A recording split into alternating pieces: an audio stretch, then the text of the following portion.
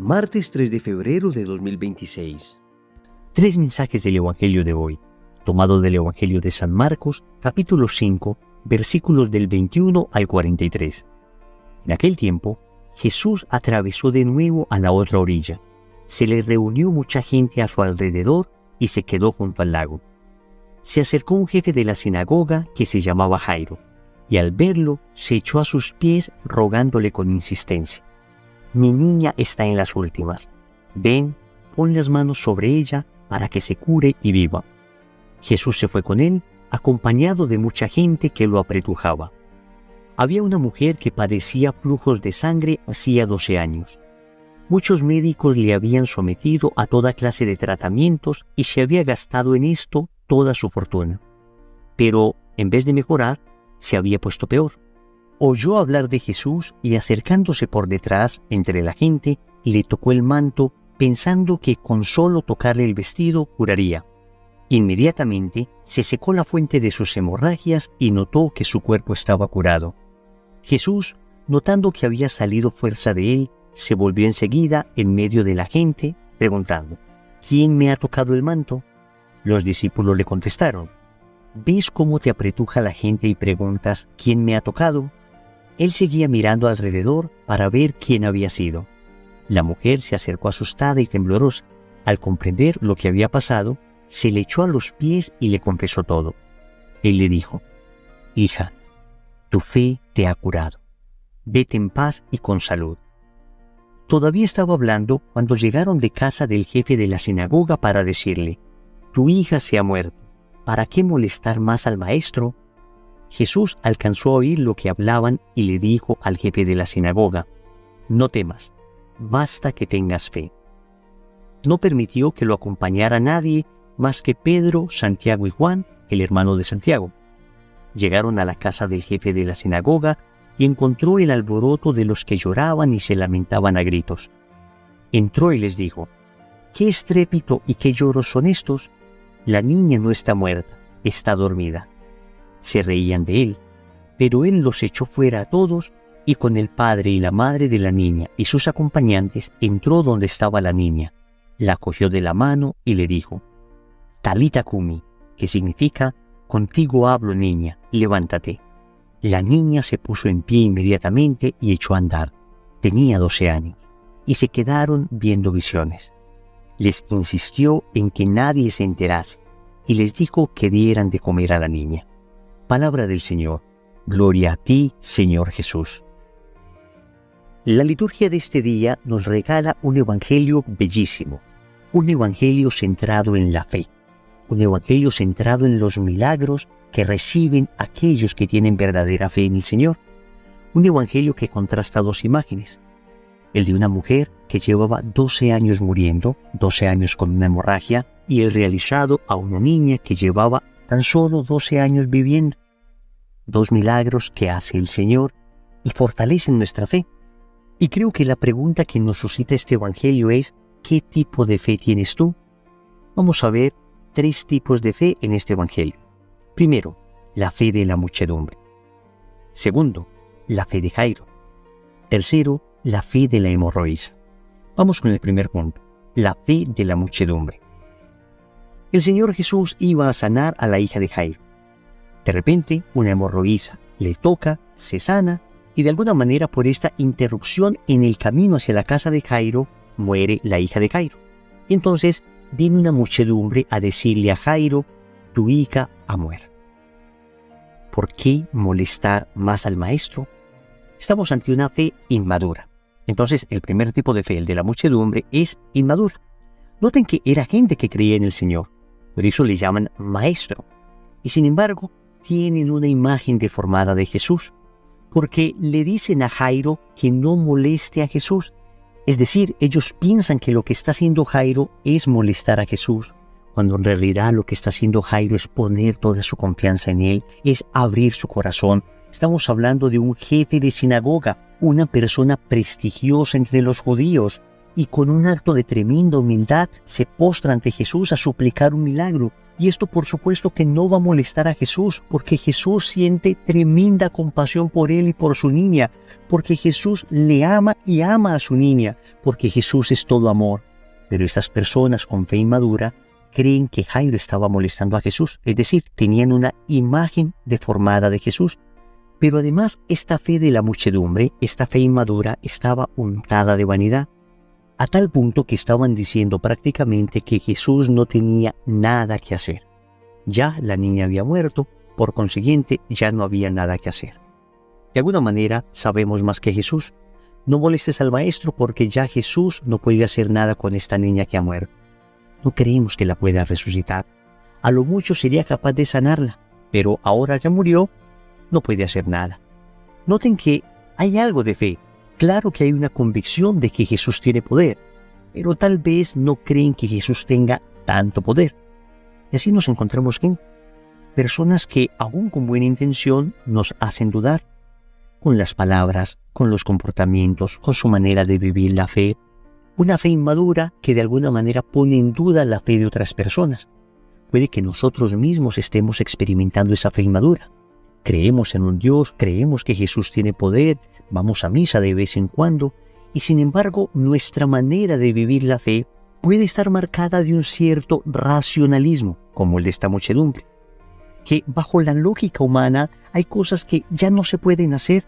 Entonces, como humanamente ya no se puede hacer nada, creo que divinamente Dios tampoco hará nada. Tal vez crea que hipotéticamente Dios podría hacerlo, pero ya no lo hará. Es una fe manchada de racionalismo. Claro que fe y razón no se oponen, pero fe y racionalismo sí. El racionalismo sería un reduccionismo ideológico que nos hace pensar que todo lo que no pase por nuestra razón no puede ser cierto. En cambio, la fe verdadera, que se une a la razón verdadera, acepta que hay cosas que Dios puede hacer que superan mi razón. No van contra mi razón, pero claro que Dios puede superar mi razón, superar mi imaginación, superar mi capacidad intelectual. Entonces, cuidado, estamos ante una fe inmadura, la fe de la muchedumbre. Segundo, la fe de Jairo. La fe de Jairo es una fe más madura. Y así el Evangelio nos dice que Jairo se acercó a Jesús, se echó a sus pies rogándole con insistencia: mi niña está en las últimas, ven, pon las manos sobre ella para que se cure y viva. Es una fe humilde, porque se echa a sus pies. Repito, estamos hablando de un jefe de la sinagoga, estamos hablando de una persona prestigiosa para Israel, una persona que ocupaba un puesto importante en la comunidad y sin embargo se pone a los pies de Jesús. También es una fe orante, porque este hombre ruega. Este hombre no viene a imponer, este hombre viene a rogar, le ruega a Jesús. Es una fe perseverante, porque el Evangelio nos dice que insiste. Noten que es una fe mucho más madura. Él cree efectivamente que Jesús puede hacer el milagro y por eso lo pide con humildad, con oración, con perseverancia, aunque puede llegar a dudar. Y aunque es una fe más madura, es una fe que también se somete a muchas pruebas. Y de hecho seguramente dudó cuando estas personas vinieron a decirle que su hija había muerto. Por eso no hablamos todavía de una fe perfecta. Tal vez es una fe que muchos de nosotros podemos tener. Una fe en la que creemos que Dios puede obrar milagros, puede hacer lo que quiera, pero de repente las circunstancias de la vida, las condiciones adversas, pueden llegar a presionarnos de tal manera que nos pongan a tambalear, que de alguna forma nos pongan a dudar. Y quiero decirles que la fe de Jairo nos alecciona bastante, porque tener fe no es nunca dudar. Tener fe es ser capaz de superar las dudas. Tener fe no significa nunca ser probado. Tener fe significa superar las pruebas. Tener fe no significa que en algún momento no nos podamos sentir tristes, no nos podamos sentir desolados. Tener fe significa que aunque nos sintamos así, seguimos esperando en Dios. Y Dios termina respondiendo. Y el milagro efectivamente sucede. La hija de Jairo es sanada. Tercero, la fe de la hemorroísa. Y aquí estamos ante una fe más perfecta.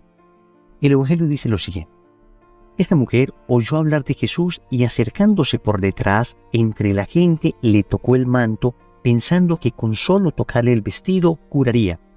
Inmediatamente se secó la fuente de sus hemorragias y notó que su cuerpo estaba curado. es una fe confiada. Es la fe más perfecta que tenemos en este Evangelio, porque ella conoce a Jesús de verdad. Noten que sabe que Jesús es poderoso, por esa razón solo tocando su manto se va a sanar, pero además sabe que Jesús es bueno, es tierno, porque sabe que Jesús no la va a recriminar. Amigos, Israel tenía unas normas claras. Una mujer con hemorragia no podía tocar a un hombre. Esa era la ley y era clara. Y sin embargo, esta mujer, que además de saber que Jesús era poderoso y bastaba con tocarlo para sanarla, además sabía que Jesús era bueno y bondadoso y no la iba a rechazar. Por eso Jesús la mira y le dice: hija, tu fe te ha curado, vete en paz y con salud. Es una fe mucho más perfecta, porque es una fe arriesgada, intrépida. Es una fe que se arriesga a creer en Jesús. Es una fe que se somete a la prueba. Por supuesto que ella hubiese podido ser de alguna manera repudiada por lo que había hecho. La multitud hubiese podido señalarla y hubieran podido decir que lo que estaba haciendo no era permitido, pero ella se arriesgó por Jesús. Y creo que esta es la más grande enseñanza que nos deja el Evangelio hoy: arriesgarnos por Jesús. Tenemos miedo en muchas ocasiones, nos falta valentía, nuestra fe sigue inmadura, y tal vez la razón por la cual no nos arriesgamos por Cristo es porque nos falta más fe en Él. La hemorroísa hoy nos llama a tener una fe perfecta. Quizá tengamos ya la fe de Jairo, una fe algo más madura, pero todavía imperfecta. Pero hoy el Señor nos exhorta a tener la fe intrépida, confiada, la fe segura de esta hemorroísa, que incluso, si se me permite la expresión, fue capaz de arrebatarle un milagro a Jesús. Noten que el Evangelio dice que Jesús sintió que una fuerza había salido de él. Es decir, a diferencia de todos los demás milagros donde Jesús obra directamente sobre el enfermo, en esta ocasión la fe de la hemorroísa era tal que casi que le arrebató el milagro a Jesús.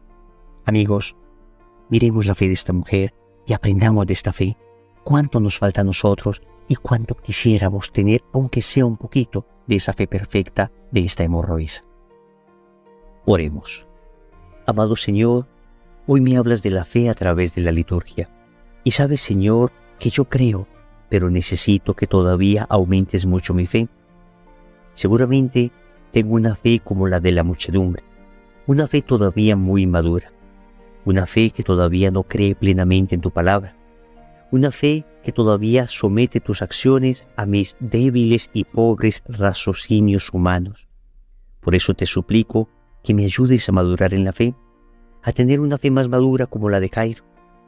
Sé que todavía no alcanzo la fe perfecta de la hemorroísa, pero por lo menos concédeme esa fe que confía, esa fe que no duda, esa fe que es capaz de superar las dificultades naturales que se me presentan en la vida, confiando plenamente en que tú estás conmigo, en que lo que sucede, sucede para el bien de los que te aman, y sabes, Señor, que yo te amo, aunque todavía me falta mucho. Señor, concédeme la gracia de creer cada día más, concédeme la gracia de creer por encima de toda expectativa humana, por encima de todo cálculo humano. Concédeme la gracia de la fe de la hemorroísa. Señor, dame lo que me pides y pídeme lo que quieras. Amén. Recordemos entonces. Primero, la fe de la muchedumbre. Segundo, la fe de Jairo. Tercero, la fe de la hemorroísa. Compromiso. Hoy vamos a repetir esta frase frecuentemente. Señor, creo, pero aumenta mi fe. En el nombre del Padre, y del Hijo, y del Espíritu Santo. Amén. Año 2026, año de los santuarios marianos. El 13 de mayo, día de Nuestra Señora de Fátima, iniciaremos una bellísima peregrinación. Y vamos a iniciarla en Medjugorje. Allí seremos abrazados por la Gospa. De allí tomaremos un barco e iremos a Asís. Estaremos de rodillas frente al cuerpo de San Francisco. Iremos a la Porciúncula, a San Damián, al cuerpo de Santa Clara. Vibrará nuestro corazón. Visitaremos a San Carlo Acutis, por supuesto, y de allí emprenderemos nuestro camino a Roma, la ciudad eterna. Allí está enterrado Pedro. Estaremos en la Basílica de San Pedro, estaremos en San Pablo Extramuros, estaremos en San Juan de Letrán, Santa María la Mayor, esas basílicas maravillosas. Iremos a Barcelona, donde San Ignacio de Loyola puso sus armas para dedicarse a Dios en la Virgen de Montserrat. Iremos a Manresa, donde escribió los ejercicios espirituales. Iremos a San José de la Montaña para entregarle a nuestras familias y terminaremos en la Sagrada Familia, la basílica que hizo Gaudí, donde la arquitectura se entregó completamente a Dios. Amigos, emprenderemos el camino a Lourdes, ese lugar maravilloso donde la Virgen se apareció en una cuevita a Santa Bernardita Subirú. Visitaremos el lugar donde Santa Bernardita nació, el lugar donde vivió, que vivió en unas condiciones infrahumanas, y ahí se manifestó Dios a esta pobre mujer. Entraremos a esas piscinas en las que tantos milagros han sucedido. E iremos a Garabandal. Pero en el trayecto vamos a visitar el cuerpo de Santa Teresa de Ávila. Y llegaremos a Garabandal y miraremos un lugar que está en estudio por la iglesia, pero que tuvo más de 2000 apariciones, un lugar sobrenatural. Estaremos en Los Pinos y allí recordaremos que la Virgen se ha manifestado para decirnos que nos ama. Amigos, finalmente terminaremos en Fátima, ese lugar maravilloso, ese lugar que tiene un mensaje que todavía hoy es vigente. Visitaremos la gran explanada donde sucedió el milagro del sol, ese 13 de octubre de 1917. Visitaremos el lugar donde vivieron los pastores. Mejor dicho, Santi, será un viaje que no se pueden perder. Desde ya pide la gracia para que nos acompañes en esta maravillosa peregrinación. Estarán en nuestras oraciones. Dios les bendiga.